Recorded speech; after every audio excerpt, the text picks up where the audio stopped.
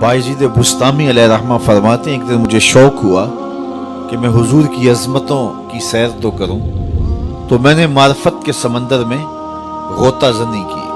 बायजीद बुस्तामी किसी मामूली शख्स का नाम नहीं है।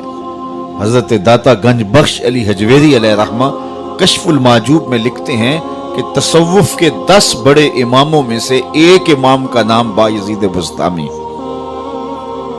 औलिया के सरखैल, औलिया के इमाम और मुक्तदा, सबसे पहले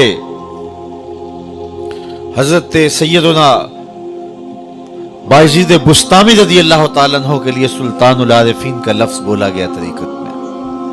अल्लाह अकबर। वो सुल्तानुल आरिफीन, वो इमाम औलिया जिनकी पहुंच और रूहानी अप्रोच का आलम यह है।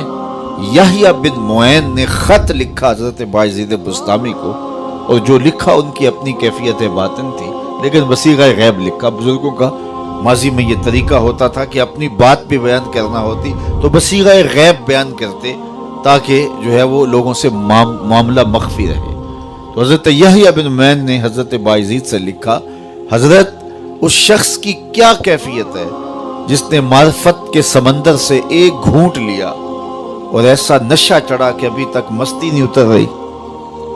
ये हजरत यहया बिन मुऐन की हालत कल्बी थी, अपनी वारदात थी, लेकिन वसीग़ा गैब पूछा।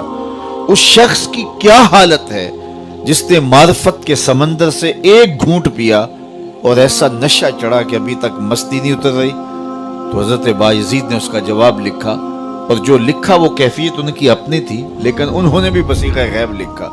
कहा, मियाँ तू उसका हाल पूछता है जिसने मार्फत के समंदर से एक घूंट ले लिया और अभी तक मस्ती नहीं उतर रही, नशा ही नहीं उतर रहा, तो उसका हाल क्यों नहीं पूछता जो पूरा समंदर पी गया फिर भी होश में फिर रहा है। ये है बायजीद बुस्तामी। अल्लाह अकबर। तैफूर से मक्कातुल मुकर्रमा तक जब हज का सफर किया तो 12 साल लगे। हालांकि इतना लंबा फासला ही नहीं था। 12 साल कैसे लगे? हर कदम पे 2 रकत पढ़ते थे और आगे बढ़ते थे। 12 साल में तैफूर से मक्कातुल मुकर्रमा जब पहुंचते हैं और काबातुल्लाह पे पहली नजर पड़ती है तो हजरत बायजीद बुस्तामी निगाहें नीची कर लेते हैं। तो किसी ने कहा, हजरत इतने शौके फरावा के साथ आए हैं और काबातुल्लाह सामने है, अब आपने निगाहें झुका ली? तो हजरत बायजीद फरमाने लगे कि इतनी दूर से पत्थर देखने के लिए तो नहीं आया था, ये पत्थर बुस्ताम में थोड़े थे। तो फिर दूसरी नजर उठाई तो काबा भी देखा, काबे वाला भी देखा, लेकिन बायजीद बुस्तामी फिर भी मुतमईन नहीं हुए, फिर नजरें झुका ली। पूछा, हजरत अब क्या मसला है? कहा, जब वो नजर आता है तो साथ में पत्थर नजर क्यों आते हैं? तो जब तीसरी मर्तबा नजर उठाई तो जिधर देखा उसी के जलवे नजर आए। ये हैं बायजीद बुस्तामी, ये है उनकी पहुंच, ये है उनकी अप्रोच, ये है उनकी रूहानी इस्तेदाद। फरमाते हैं, मैंने एक दिन रूहानी तौर पे जो है वो गोता लगाया मार्फत के समंदर थे, और मेरा शौक ये था कि हुजूर की शानों को मुलाहजा करूं। फिर क्या हुआ? फाइजा बैनी व बैनहा अल्फो हिजाब मिन नूर। कहते जहां मैं खत्म हो रहा था और मुस्तफ़ा जाने रहमत अभी शुरू हो रहे थे, मेरे नुक्ताए इख्तिताम और उनके नुक्ताए आगाज के दरमियान 1000 नूर के पर्दे हायल थे, और अगर मैं एक कदम भी आगे बढ़ता तो जल के राख हो जाता। जिस नबी के कदम इतने ऊंचे हैं उसका सर कितना ऊंचा होगा? कोई हद है उनके उरूज की, बाला गल ओलाबे का। मौलवी का तो दिमाग खराब हो गया कि वो तराजू गाड़ के उसको तोलने लगा जिसको तोला नहीं जा सकता, उसको नापने लगा जिसको नापा नहीं जा सकता। मैं तो कहा करता हूं, डिठे वरक कुरान दे फोल सारे, तेरी शान जिया नहीं कोई होर डिठा, तेरी शान दा करे मुकाबला जेड़ा, ओनू आशकां असली चोर डिठा। कोई नूर आखे कोई बशर आखे, पैंदा रात दिने एहो शोर डिठा। अल्लाह वालेयां गल मुका दिती, तुसां होर डिठा असां होर डिठा। तुमने हलीमा की बकरियों के पीछे पीछे देखा होगा, सिदरा पर जिब्रील के आगे आगे नहीं देखा। और इकबाल कहता है, तूने यूसुफ को कुएं में देखा तो क्या देखा? अरे नादां, जो मुतलक था मुकय्यद कर दिया तूने। तू अभी तक कुएं में देख रहा है, वो मिस्र के तख्त का मालिक भी बना हुआ है। तो ان کی پہنچ اور ان کی عظمت اور ان کی رفت کا کون اندازہ کرے۔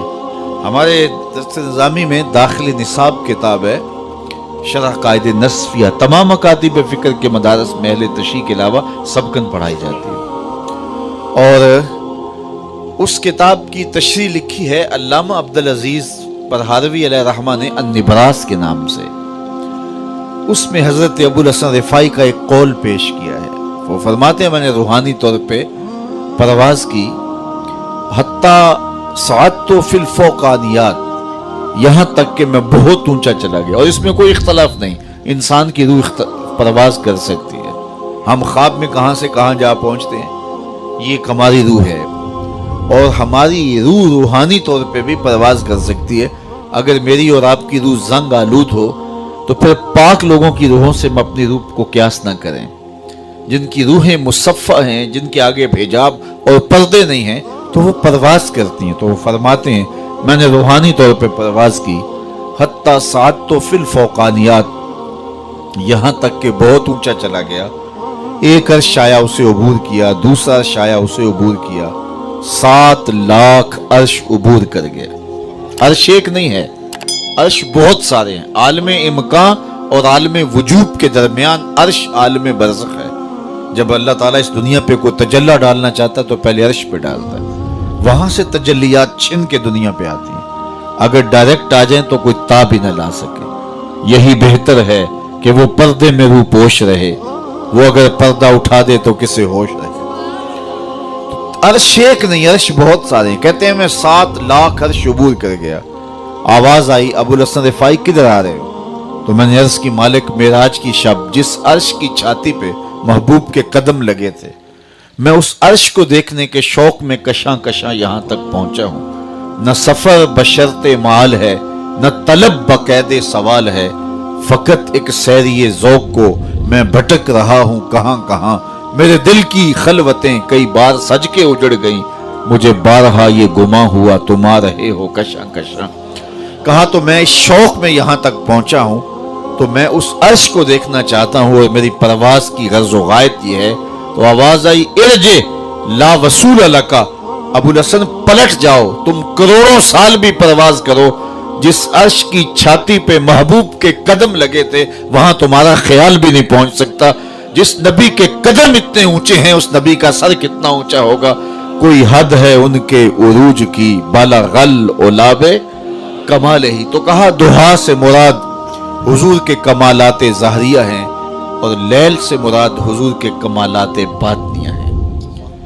ایک قول یہ پیش کیا کہ دہا سے مراد حضور علیہ الصلاۃ والسلام، اللہ اکبر، یہ اللہ نے اپنے محبوب کو شانیں دی ہیں نا، یہ حضور علیہ السلام کی عظمتیں ہیں، یہ حضور کی رفتوں کا عالم ہے۔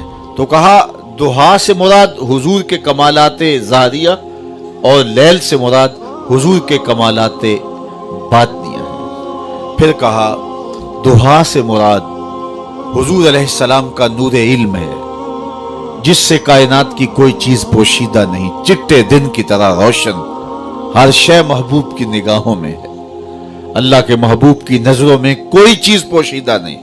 وَإِنِّي أَرَىٰ مَا لَا تَرَوْنَ وَأَسْمَعُ مَا لَا تَسْمَعُونَ، جو میں دیکھتا ہوں وہ تم نہیں دیکھتے، اور جو میں سنتا ہوں وہ تم نہیں سنتے۔ اللہ نے وہ سماعتیں دی، وہ بصارتیں دی۔ یہ غلطی ہوتی ہے کہ اپنے حواس کو نبی کے حواس پہ قیاس کیا جائے، یا نبی کے حواس پہ اپنے حواس کو قیاس کیا جائے۔ قرآن پڑھیے، سورہ نمل اٹھائیے۔ حضرت سلیمان اپنے لاؤ لشکر کے ساتھ جب آگے بڑھے تو وادی نمل آ پہنچے۔ تو وادی نمل میں چیونٹی نے جب لشکر سلیمان آتے دیکھا تو اس نے اپنی ہمجولیوں سے، چیونٹیوں سے کہا کہ جلدی جلدی اپنی بلوں میں داخل ہو جاؤ، اللہ کے نبی کا لشکر بے خبری میں تمہیں کچل نہ ڈالے۔ اللہ اکبر۔ اور یہ بات حضرت سلیمان نے سنی۔ کتنی دور سے سنی؟ 3 میل یا 7 میل دور، 3 فراسخ اگر ہیں تو 9 میل بنتے ہیں۔ تو 9 میل سے حضرت سلیمان علیہ السلام نے 3 فراسخ سے چیونٹی کی اس بات کو سنا اور اس کے لہجے کو سمجھے۔ اللہ اکبر۔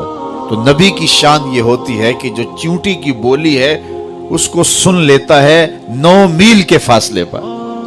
آپ میں سے کوئی ہے کہ جس کے کان کے پردے پر بھی چیونٹی کو رکھ دیا جائے تو اس کی کہانی سمجھ لے کہ یہ کیا بول رہی ہے؟ اللہ اکبر! یہ طیوریات کے ماہرین کہتے ہیں چیونٹی کے منہ میں زبان نہیں ہوتی۔ چیونٹی بولتی پھر کیسے، اب بات کیسے کرتی ہے؟ اس کے منہ میں زبان بھی نہیں ہوتی۔ تو اس کے منہ کے قریب باریک سے 2 ریشے ہوتے ہیں، مہین سے 2 بال ہوتے ہیں۔ جب اس نے اپنی ہمجولی کو کوئی میسج دینا ہوتا ہے